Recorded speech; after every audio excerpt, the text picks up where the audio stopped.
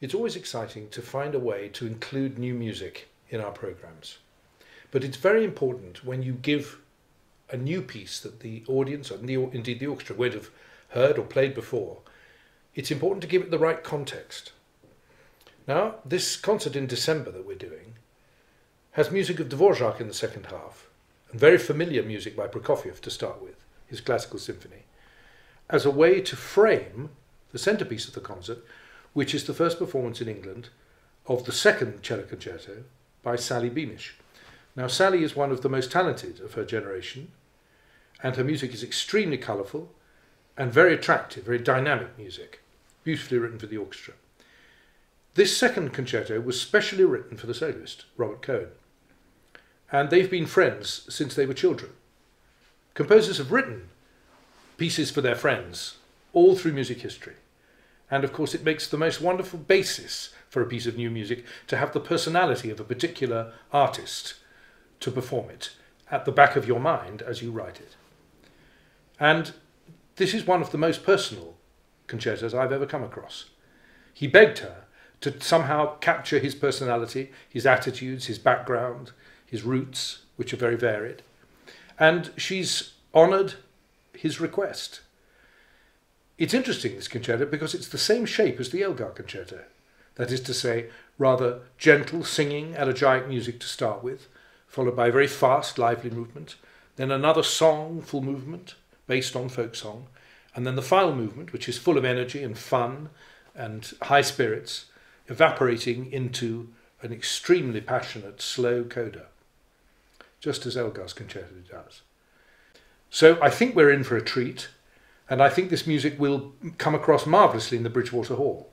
It's a terrific acoustic for the orchestra's colour, for the orchestra's virtuosity, and I think one of the challenges of writing for a cello concerto as opposed to a violin concerto or a piano concerto, where you have to make sure the orchestra doesn't overburden the soloist, has been really wonderfully met by the composer. So, as a chance to put something fresh and different into our programs, I think this is the most wonderful example.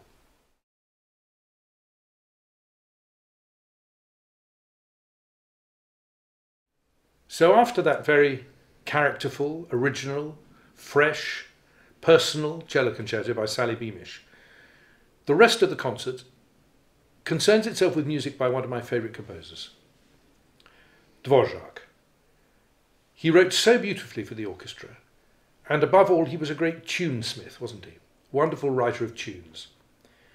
And the colour in his music and its incredible skill at putting together the various musical ideas in his pieces means he's the sort of composer you can listen to even if you've never heard the piece before.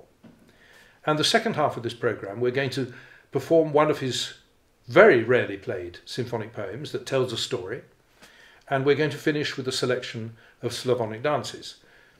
I always think it's rather nice sometimes to finish a concert with short pieces, not always have the long listen in the second half.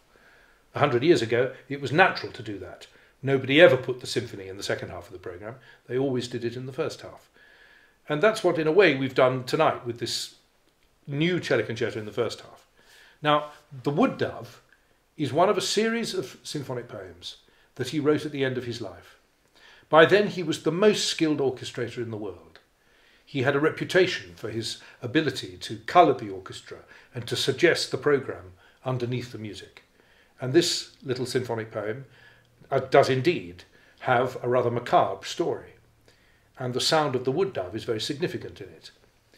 But if you've never heard the piece before, you can enjoy it for the melodies, you can enjoy it for the colourful orchestration. You can realise that in Dvorak we have a real treasure, and that the man who gave us his Symphony from the New World, his 8th Symphony in G major, 2 works that are performed all over the world all the time, also gave us some pieces that we don't know so well and that we should listen to more often.